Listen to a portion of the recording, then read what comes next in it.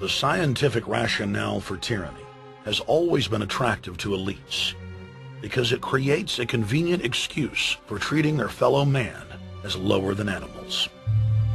Robert Thomas Malthus, famous for saying that a mass food collapse would be helpful because it would wipe out the poor. His fictional scenario would later be called a Malthusian catastrophe. Malthus is important because his ideas led to the rise of a new scientific field that would dominate the course of human history for the next 200+ years. Charles Darwin, an admirer of the Malthusian catastrophe model, developed the theory of evolution, its chief tenet being the survival of the fittest. With the help of T.H. Huxley, known as Darwin's bulldog for his strong support of Darwin's theories were pushed into wide acceptance among key scientific circles throughout England and then the world. Darwin's cousin, Francis Galton, credited as the father of eugenics, saw an opportunity to advance mankind by taking the reins of Darwin's evolution theory and applied social principles to develop social Darwinism. The families Darwin, Galton, Huxley, and Wedgwood were so obsessed with their new social design theory that they pledged their families would only breed with each other. They falsely predicted that within only a few generations, they would produce supermen. The emerging pseudoscience was only codifying the practice of inbreeding, already popular within elites for millennia. The four families experiment was a disaster. Within only 2 generations of inbreeding, close to 90% of their offspring either died at birth or were seriously mentally or physically handicapped. The moneyed class of the planet, and particularly the royal families of the world, who were already obsessed with breeding and filled with a predatory disdain for the underclass, seized on the new science and began aggressively enforcing its aims worldwide.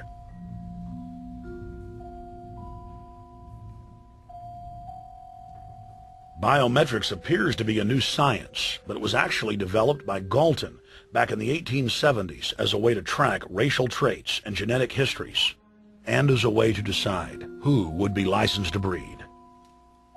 In 1904, the Cold Springs Harbor Research Facility was started in the United States by eugenicist Charles Davenport with the funding of prominent robber barons Carnegie, Rockefeller, and Harriman. In 1907, the first sterilization laws were passed in the United States. Citizens with mild deformities or low test scores on their report cards were arrested and forcibly sterilized. You're 17, aren't you, Alice? Yes, but what have you done with my folks? Well, we're trying to help them, Alice, and you too. They were taken to the hospital this afternoon. Hospital? Wasn't none of them sick this morning? We thought it necessary to present your family's case to the State Medical Commission. After an examination, they decided there was but one important action to take: to have your entire family sterilized. Why, what's that? I don't know what you're talking about. Now, in this state, we have a law which provides for such people to have an operation so there won't be any more children. I see. Now, we've placed your brothers in institutions where they'll be properly cared for. But you can go back to your job soon. I'll arrange to have it held open for you. But I'm keeping my job. I'm not going anywhere. Now, you're going to the hospital too, Alice. And you mean they're going to stop me from having children ever? Exactly. I'm all right, I tell you. I won't go to any hospital. We don't want any trouble with you, young woman. If you refuse to go, the officer here will take you by force. In 1910, the U.S. Eugenics Record Office was set up.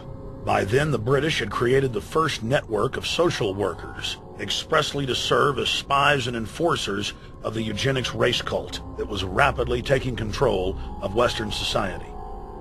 The social workers would decide who would have their children taken away, who would be sterilized, and in some cases, who would be quietly murdered.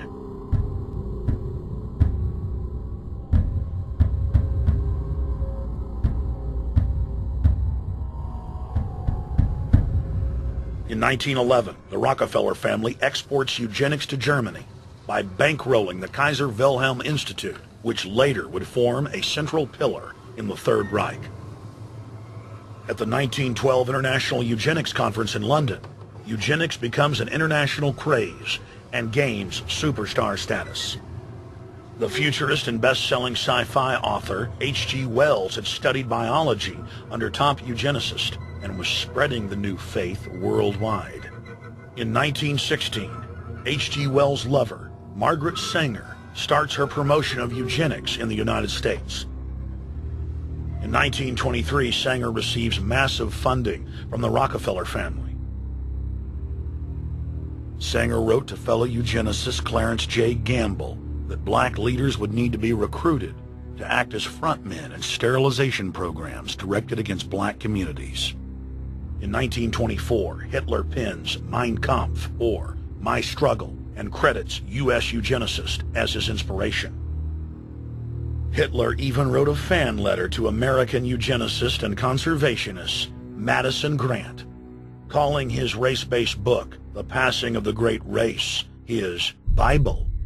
Hitler developed the plan for mass extermination of the Jews and what he called other sub-races, as well as the handicapped, from Grant. By 1927, eugenics hit the mainstream. The so-called science was aggressively pushed through contests at schools, churches, and at state fairs. Churches competed in contests with big cash prizes to see who could best implement eugenics into their sermons. Major denominations then tell Americans that Jesus is for eugenics. That same year in the United States, more than 25 states passed forced sterilization laws, and the Supreme Court ruled in favor of brutal sterilization policies. When Hitler came to power in 1933, one of his first acts was to pass national eugenics laws, modeled after laws in the United States.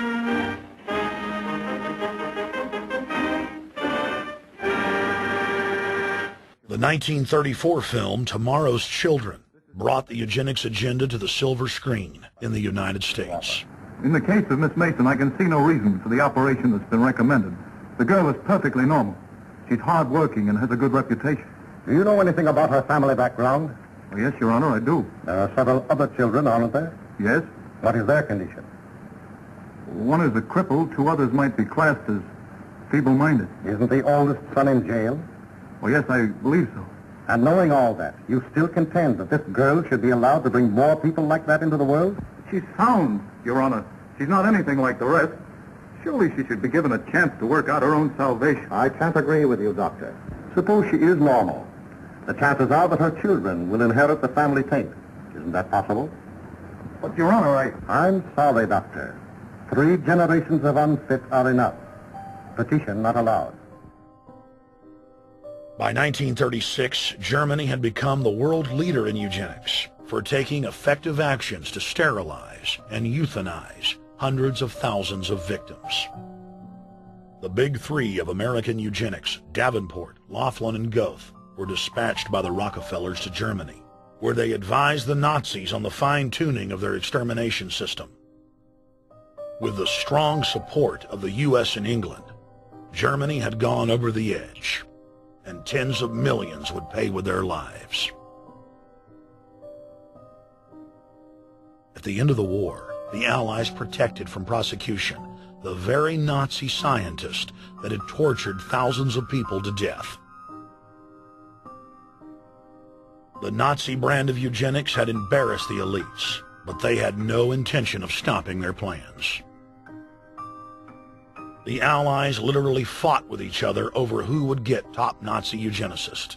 It didn't matter if the SS doctors had tortured tens of thousands to death. They were free to go.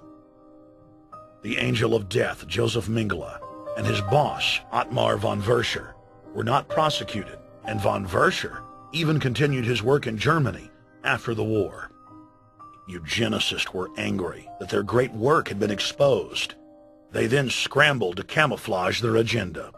Eugenics Quarterly became Social Biology. The American Birth Control League became Planned Parenthood. New terms like transhumanism, population control, sustainability, conservation, and environmentalism replaced racial hygiene and social Darwinism. Many eugenicists of the previous period engaged in what they called crypto-eugenics. Purposefully taking their eugenics beliefs underground, they became highly respected anthropologists, biologists, and geneticists in the post-war world.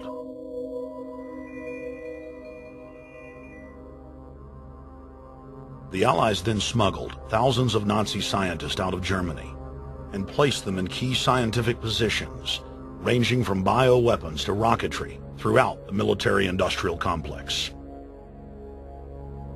The founder of IBM was a devout follower of Hitler. Thomas J. Watson had supplied his punch-card computers and IBM technicians to the Nazis for use in the death camps. Tattoos on camp victims were IBM human identification numbers, which fed into the computers. IBM had used similar punch card systems as early as 1928 in a Jamaican race mixing study. The first real computers were literally invented by a eugenicist for eugenics. UN chieftain and unrepentant eugenicist Julian Huxley argued that since the leaders of eugenics had founded the environmental and conservation movements, that they should be used as vehicles in the formation of a world government. Just as H.G. Wells had envisioned, this government would be controlled by a scientific dictatorship and would be guided by the principles